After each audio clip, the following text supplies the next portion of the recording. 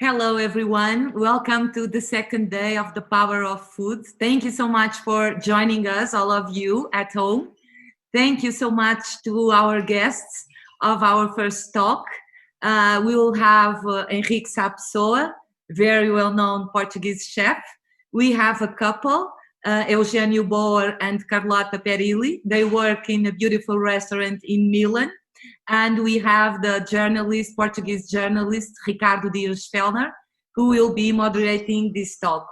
Stay there. We'll be back in 1 minute to have a conversation about restaurants and food industry. Thank you. When you drink Estrella Damm, you savor the essence of a land. Like Delta de l'Ebre, a natural reserve not far from our brewery. For more than a century, this has been where farmers grow the rice that makes our beer more balanced and drinkable.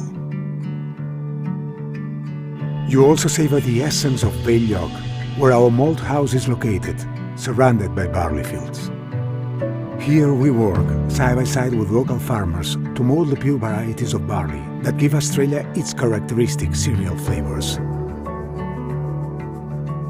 On the Pradas Mountains, where we introduce a hop plantation because of the perfect conditions, close to the sea, but almost 1,000 meters up. All these places are close to Barcelona, not by chance, but to make the most iconic beer of this land. Estrella Damm, brewed in Barcelona with Mediterranean ingredients since 1876. Hello again. Here we are for one intensive day. I hope so. And now we will begin now with Henrique Pessoa. We'll present you. Henrique is a Portuguese chef from Alma with 2 Michelin stars in the heart of Lisbon. Then we have Eugenio Boer and his wonderful wife Carlotta. Eugenio is the co-owner with Carlotta of Boer in Milan, and Carlotta, she's the maître of the restaurant. And with us to moderate, we have Ricardo Dias-Fellner. He was a former journalist of the Time Out Lisbon, and he's a freelancer journalist. And thank you all. And let's begin with you, Ricardo. Yeah. Well, thank you, Ana and Paulo, for the invitation. It is a pleasure being here talking with Eugenio, Carlotta, and Henrique. Well, I think I will start with the basic stuff. Your restaurants, both are very famous, but since we are broadcasting worldwide, I will ask you to describe them in terms of concept, number of seats, employees, targets, and the ticket, for everybody knows what we are talking about. How they were till COVID situation, and then we will describe them. We'll try to find a solution for them in the future. I will start with you, Henrique. Tell us about Alma. Okay, so Alma is I'm talking more about the recent Alma because there was the Alma Part 1 and Alma Part 2. Alma Part 1 was like a kind of bistro that I opened in 2009 with my sous chef and partner for a long time in the heart of the Santos district. But I'm going to speak more recently about the second Alma, which I reopened in 2015 in partnership with Platform and Rui Sanches. It's a 2 Michelin star restaurant. So the concept of the Alma, we are a 40-seat restaurant. We are probably, I would consider, a contemporary Portuguese style of cuisine that we do. So it's very much inspired in traditional cuisine. Okay, Henrique, sorry to interrupt you, because those two numbers, the 46 seats, will you keep those seats after COVID situation, or are you thinking? Well, you have to cut them in half. It's a rule. Yes, but yes. I think a lot of people are concerned about the 50%, and in all honesty, I'm not concerned about that because I think naturally the restaurants are going to be 50% less anyhow, you know. So I'm not sure if there's going to be needs to be taking chairs and tables out, you might do it in more terms of aesthetics than actually need of taking it out, because people are going to be filling it in. But I think that naturally the demand for the table, just to give you an idea, we have 32 staff, and we were serving an average of 60 to 70 covers a day. We had a 1 to 2 month waiting list. So of course now the new reality is no reservations, at least until there's a possibility, and it's being considered to reopen restaurants on the 18th of May, although there's still not specific legislation to tell you what are going to be the procedures. But one of the procedures that they talk about is exactly the 50% less covers in order to keep people, away from each other. Which in a restaurant like Alma, I think there's not going to be a problem. But of course, we are aware that yes, to do 40 covers is going to be impossible in the new conditions. But also, it's going to be impossible because I think the demand for the tables are not going to be the same as before. Okay, well, we talk about later about the business model that we will change, of course.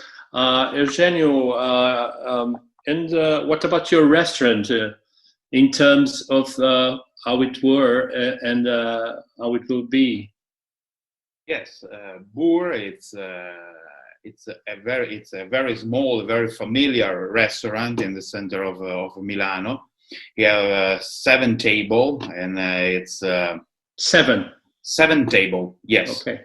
It's only 7 table in a very distant dining room, but with the new and the seats, it's about 22, 24, 26. It's all the table. It's a round table, and then it's possible that the table is for 2 person or for 3, 4, and 5, and then it's possible that we have full with 80 person, or maybe 26, 20, 25, 24. But now the employer, it's about 9, 10 person. We are 5 in the kitchen and 4 in the dining room, and maybe the restart now at the 1st of June. Italian. You will start on the 1st of June. That's no. We will start at the 1st of June, but we would like to start on the 1st of June. But now the direction of the government is that 2 meter into the table, 1 meter by the guest, and this element cut the seats 50%, because we must to do maybe 10 or 12 guests by day. We work only for the dining service, not for the lunch service. We are open only for only in the dining. Eugenio, sorry. Are you thinking about changing that, doing also lunch service? Not sure. We are thinking that it's possible, if it's possible, because Italian guest. It's I'm half Italian, half Dutch. Okay, and I have a thinking of service very different, because if our restaurant is in Holland, and we can start with 2 service, one maybe at 7 o'clock and the second at 9:30. There is no problem. But in Italy, this way it's a little bit difficult, because people say I'm coming at 8 o'clock and arrive at half past 8 or a quarter to 9. And of course, we are like Henrique, we are a fine dining restaurant. If people arrive at 8 o'clock or the reservation is at 8 o'clock, and if people arrive at 8:30, okay, there is no problem. You are welcome, because you are every day of your life, you are welcome in our restaurant. But if you have a problem for like this of COVID, and you made a new programmation of reservation, this kind of a reservation in 2 slots, it's very difficult. Okay, but I think just to tell you a point about the slots, I think people now will be much eager to accept it because they're scared of being with other people in the restaurant. So if there's a time that we can talk about the slots, it's now, because if you explain to the guests, listen, the way why we do the slots is because we want to keep you safe. We want to keep you, the distance. In order to give you the distance and the safety, you need to respect the time slot. So I think people are going to be less selfish than before, and they're going to think this is for my safety. So the reason why they're telling me is not so much a financial problem, which is also it is for us, but it's also for them to understand that if you want to be 2 meters apart and 1 meter apart from each other, the only way we can do it is with 2 time slots. So I think it's going to be easier to implement this than before. This is true, but I think that there's a big issue about that, because people have been closed for 2 months in a house. Do you really think that people want to be close in another restaurant, for example, in another room like a restaurant? I think that people will looking for a big space with maybe a garden or big space outside. We think that this could be something that could add for the business. I know, you know what? I think, honestly, I think people, the same way people miss being outside, they miss our experiences, the fine dining experience. They miss being treated. They miss eating well. They miss those experiences more than ever. Because if you think about, we have been home, but we've been cooking every single day. And by day 60, you don't know what the fuck you're going to cook anymore. You're like, shit, I want someone to cook for me. I want someone to treat me well, So I think people are going to be missing that. I'm not saying that of course we cannot keep the same experience as before, within detail and with the same, because things are going to be different, and it's going to be, the environment of the restaurant is going to be colder than before because of the masks and because of all the things. It's not going to be the smile and the touching and all of that. But at the same time, I think people miss closing their eyes and putting something in their mouth and feeling those experiences that we are able to give them. So I think they're going to miss that. Henrique, you are very confident on the reopening, I think.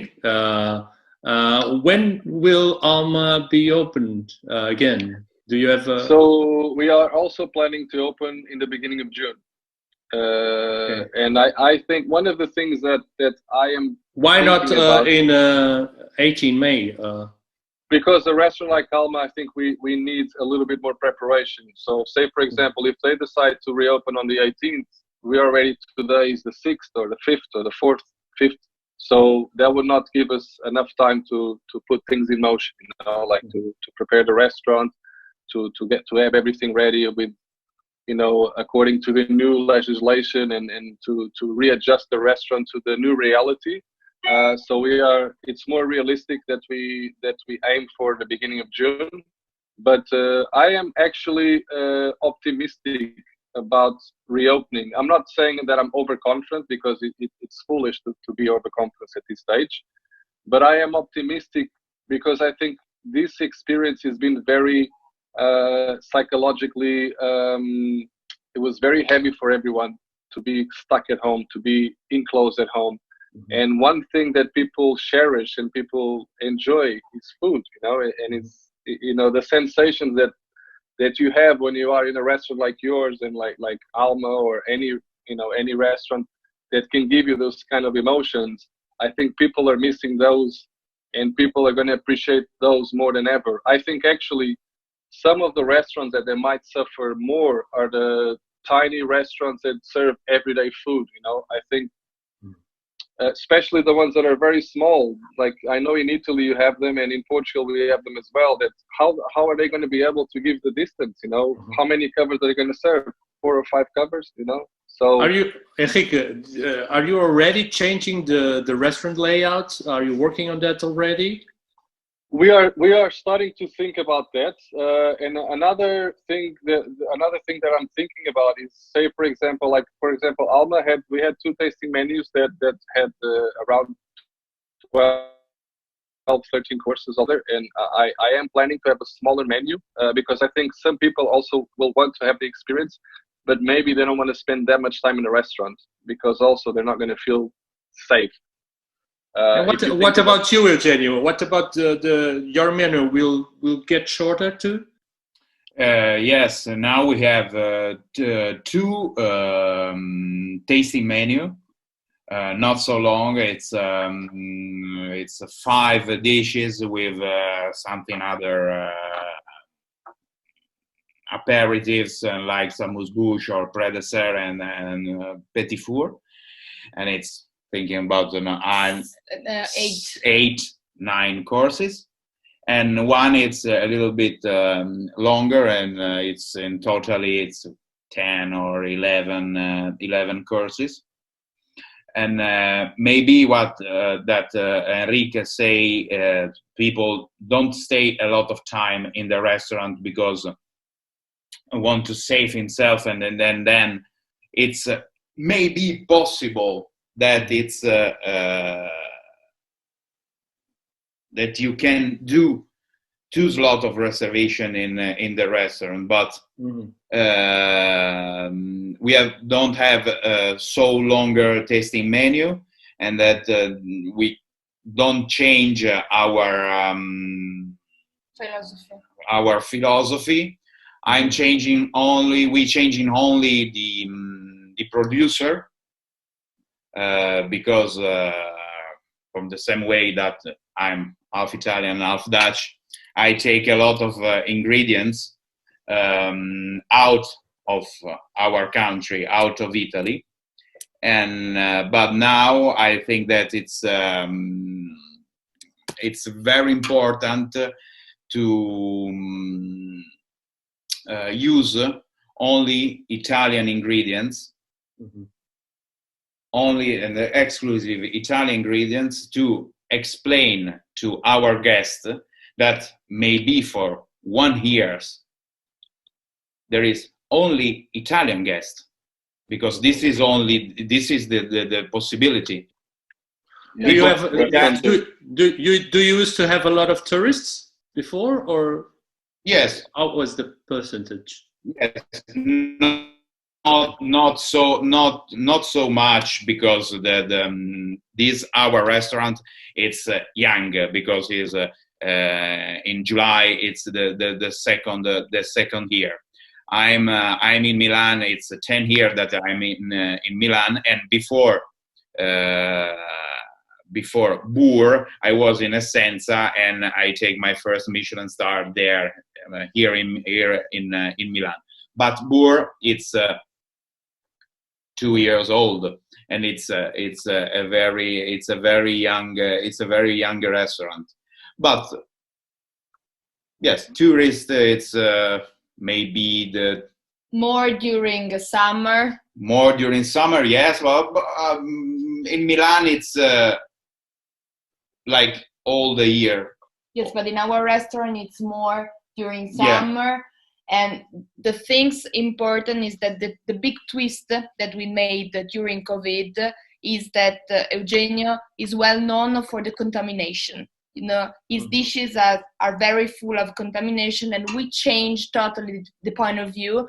And we said, okay, so let's start from our country and let's celebrate Italy, because it's very important to restart from our country. So that's the big twist that we made during the COVID. And we start with the delivery. So this is the big change of the business. Henrique, you're famous because the way you give traditional Portuguese food a fine dining twist. But Alma is also a very touristic restaurant in Lisbon. I don't know the percentage of tourists you have, but I think Alma, like for example, Alma, like Boer, we progressively start getting more tourists. In the end, I wouldn't call them tourists. I would call them a gastronomic guest, because international guest. Because for me, a tourist is someone that comes to Portugal to see the city and then goes to your restaurant. When you have a guest that makes a booking from London, Paris, Milan to come to your restaurant, it's already for me a destination restaurant. So people come to Lisbon, they want to go to your restaurant, but they're coming to Lisbon also to go to your restaurant. And Alma, in recent times, we had about 85-90% of our guests were international guests. We're not saying that we don't have Portuguese guests, and I'm just going to give you an example. I think the main reason why I didn't have Portuguese guests is because Portuguese guests like to book on Wednesday to go to the restaurant on Friday. On Friday. An international guest books the restaurant a month ahead. So the reason why Portuguese guests weren't going to Alma is also because the international guests were just ahead of them. But just to give you an idea, like the last 2 weeks of Alma before we closed because of the COVID, we had a lot of cancellations because of a lot of international guests were already with restrictions about traveling, and so they had to cancel the bookings. And all of those bookings that we had canceled, we start putting Portuguese guests. So in the last 2 weeks of Alma, we were fully booked still, but we had maybe 60% guests Portuguese and 40% international. So I think now when we reopen, the new reality is probably going to be like what we're saying, is probably going to be 100% Portuguese guests.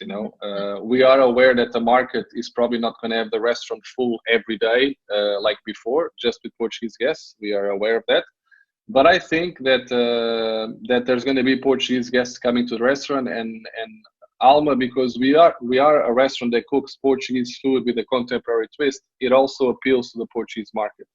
So I think that you won't need to change a lot. So I think one of the things we're going to change is, for example, our a la carte selection is probably going to have 1 or 2 more dishes because I think maybe a guest will want to go to the restaurant but not have the tasting menu. And I don't want to impose a tasting menu to the guest. So if you want to go to the restaurant and eat 1 entree, 1 main course, and that's it, we should be able to do that and maybe increase a little bit the a la carte selection. And also, like I said before, we're still going to keep our tasting menus like before, but maybe we will have also a tasting menu that is slightly shorter and obviously not the same price as before. But I'm not a believer that you should decrease prices just because of the situation, because I think decreasing the prices is going to show that the quality is not the same. I think that's my opinion. You will maintain the prices. When I mean maintain the prices, you can readjust the offering that you have. But I think, sometimes I hear that you have to lower the prices just because of the situation. And I think that's for me, I'm not a believer of that. I think the prices we have are appealing to the quality we have. So, what about you? I was going to be in Boer. Same. So we don't change the prices. We have we have a la carte too. So you can have 2 courses plus a dessert for 65 euros. Then you have 3 courses, so 2 dishes plus the 3 dishes plus dessert for 85 euros. So we won't change this, and we're gonna still have the 2 tasting menus for 95 euros and the long one for 120 euros. 20, yeah. So we won't change. Carlotta, when I go to a restaurant, I like the food is the most important thing for me, but of course the social experience, the way I talk with the employee, with the waiters, the way the chef is in the room is important for me. We are hearing that in Asia, some restaurants are cutting this relation between the waiters and the clients. How do you think this will going to play in your restaurant? Will you give the service as usual? Will you change everything and keep more distance? How is it going to be? So I hope that nothing will change, even if we use gloves and a mask. I said a couple of weeks ago that we will smile with eyes. So we have to work with our eyes. And we really believe in the relation between the client and the employers. Fine dining must remain in the restaurant because it's a mix between the food and the service and the feeling that the client has when getting inside and live an experience that goes over just the food. So I hope that nothing will change. That's why we start a delivery service where I personally go to the house of our clients and I give the food. So I am only the single person that goes to the house of our client. So this is a thing that is kind of fun. It's another way to see another way to engage. Yeah. So, but I go there. So they text me a WhatsApp. I reply. We take 30 orders for Wednesday, for Friday, Saturday, and Sunday. So 30 per day. And I go with my car, and so I chat a little bit with the clients with glove and mask and everything. And it's a thing that it's working good. So it's nice. Okay, but how is going to be in the room? Will there be a new protocol in the way that service in a restaurant is made? Will you keep more distance from your clients? Do you talk about that already? We had one service with the new protocol, just one lunch before the lockdown with the gloves, not the mask, but with the distance. Actually was almost the same, because if you come to our restaurant, it's like to stay in a living room, you know, it's very cozy, small tables, and it's like a house. So okay. I hope that nothing will change, even if we must take 1 meter of, I don't know how we'll serve the dishes, because we can't launch the dish on the table. maybe like frisbee. Maybe lunch. No, you know that I heard that a restaurant in Holland is actually doing something that, well, for some restaurants it's going to work, but for example for Alma it wouldn't work because our floor is very old, and it's very regular. But so basically the waiters take the food in a trolley, they leave it 1 meter away from the table, and then the guests get up from the table, pick up their dishes and put on the table, and then they eat, and then they put back in the car, and then people take it away. It's very sorry to interrupt you. People, our audience is literally on fire with a lot of comments, a lot of questions for you, which is really good. Thank you all for being there with us. Only a comment, Carlotta. Please come to Lisbon and deliver food in my home. I would love you. I would love if I could. Sorry, Eugenio. No, of course. I know. For you, Paolo and Anna, it's. Sorry, guys. Thank you, Eugenio. We have here a lot of questions. Andrea Basilio, she asks to you both, if you pretend to decrease prices. You already said you won't do that. So I think, Andrea, you have your answer. Thank you so much for being there. We have Luis Santos, who says, we miss any kind we miss any kind of dining experience that are not delivery or takeaway. How are you going to compensate that cold atmosphere that in your restaurants that Henrique was talking about a few minutes ago? You know, there's one thing that is surprising me that hasn't been out in the market yet, and I think it's something with so many technology, they haven't invented yet a face mask that is see-through. You know, that you can actually see the face. You know, a material that can cover your face, but that you can see people smiling. I'm sure it's going to come out anytime soon. Because, you know, you have so many fabrics and nobody came up yet with a fabric that you can actually see people's face, but still be able to cover your face. So, but I think like Carlotta was saying, is like, I think with our words and our warmth and our smile behind our masks, we're still going to be able to give that sense of comfort, that sense of love and care about the experience, I think. Okay. Anna, do you have how many questions? We have one from Italy. We have one from Italy, from Alessandra Borsato. Paolo. No, please, Anna. The question is, this is teamwork. We are a couple also. This is teamwork. The question is, what about the investment in the restaurant structure? Purchases of more uniforms, masks, protections, and keeping the same number of employees who will be not able to work in the same amount of reasons of distance. Will this be possible? That's going to be a big challenge, that's for sure. Yeah. And right now we are not able to.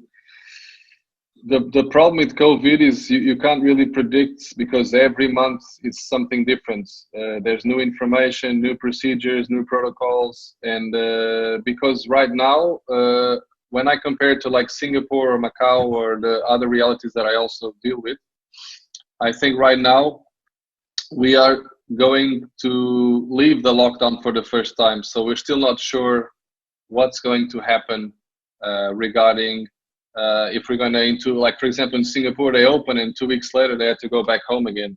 And this is something that until we leave it for 1 month or 2 months, we are still not sure if all those increases in security and in uniforms and in procedures and in costs, how we're going to be able to manage the restaurant. So we need to go through it, to live it, and then in 1 or 2 months we'll know what's the result of that. That's, at least for now, that's the only way I can think of. Ricardo, continue. We have more, but we don't have. Yeah. Well, I have a question for Henrique. Henrique is a very popular chef in Portugal, and well, you have a TV program, you have books. Do you agree that the chefs, the most famous chefs, not only in Portugal but all over the world, are the ones in a more comfortable position? And do you think that Portuguese chefs are doing everything they can to lead a revolution?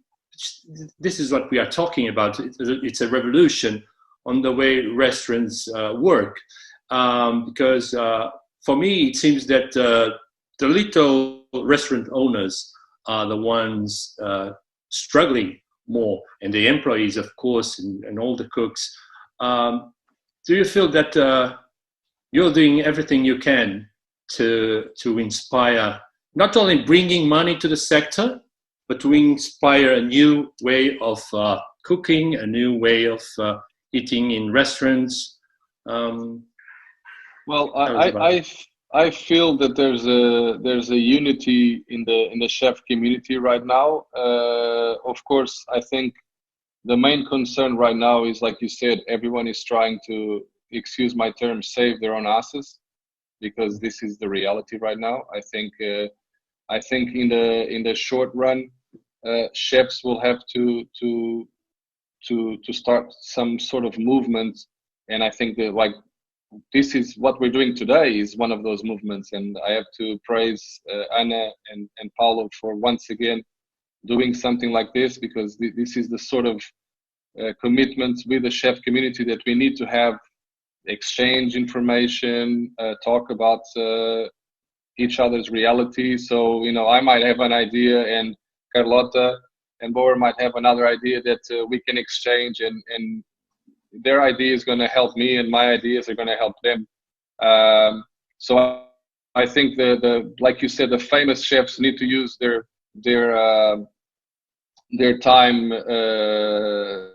their exposure to obviously, you know, call out for the community. You know, like you see what happened, for example, in the United States. I think it's drastic compared to other realities in the world, and that's that there's a lot of chefs that are struggling, and chefs that 2 months ago were the most famous chefs in the world with full booked restaurants, and now they're they're in the verge of collapse and bankruptcy. And this is how quickly this new reality has hit everyone. But yes, I agree. There's some movements are happening, and I think right now people are scared. People just went inside and closed themselves, and I think eventually we're going to start coming out and we're going to start talking about each other's realities and challenges and how we can together put things forward.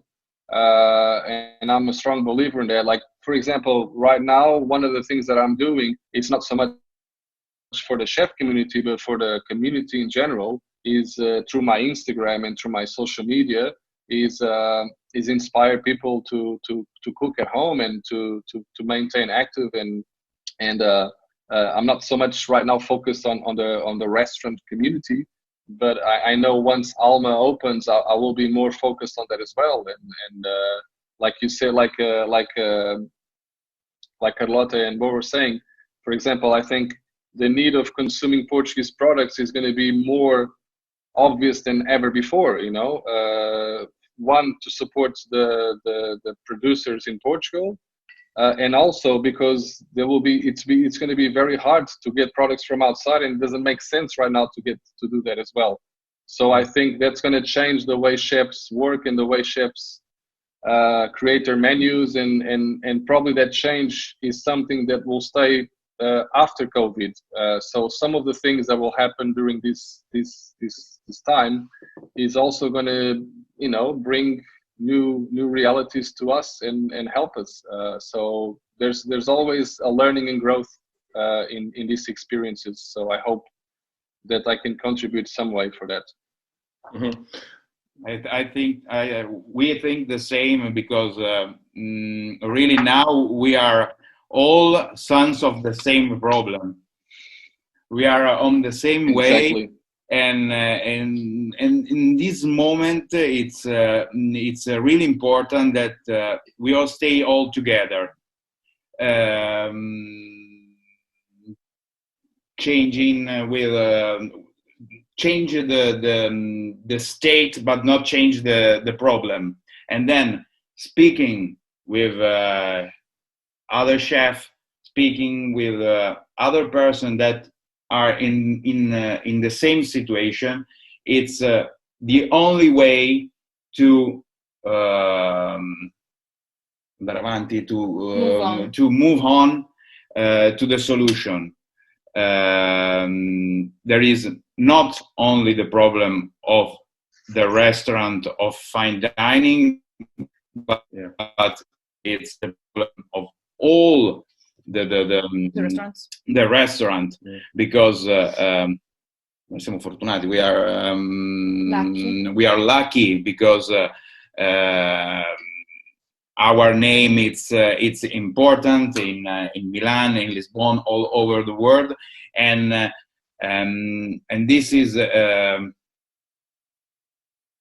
it's a fortune for us, because people look on our, in this time of in our social Instagram or Facebook, or that we have an answer for all the question of the people, like a stupid question like how to cook pasta. Okay, and people write to us, how to do a good risotto, or how to do a mashed potato, how to do a pasta, how to do very simple recipe of Italian tradition, or question more specifically in fine dining or in something different. But now it's very, very important to stay all together for scambiarsi, For talk about the issue yes, and to talk about the issues and fix the problem together. Guys, we really have to leave. We could stay here for much more time. Everyone told us it was 30 minutes was a long time. We are in 45 minutes already, so I think the talk is amazing. Thank you so much, guys. Thank you. Just 1 second, stay there. To answer to the idea of the transparent mask, Henrique, we have people who is taking care of that. We receive messages from Sofia Rebelo. She says to get in touch with me because there is a student. I think she's the student. She's designing this. Thank you so and much. then we have, thank you, Sofia. It's amazing. Thank you. Flavor and Senses. They say Shioami is working on the mask, Henrique. Wow. So you ask for the copyright, Enrique. Copyright. Thank you so much. Thank you, guys. Thank you. Don't leave us. Let us just finish. Thank you, Eugenio and Carlotta, Henrique and Ricardo. It was lovely to hear you. As to us, we'll be back at midday Lisbon time to have a chatty with two great gentlemen of the food industry. We're talking about our dear friend Andrea Petrini and Olivier Joyard. Please join us, have a coffee, water, and be back. See you in Lisbon, Eugenio. See you. See you. See you. Bye. See you. Ciao. Thank you, guys. Bye. Ciao, ciao. Bye. All the best. Thank you. Thank you.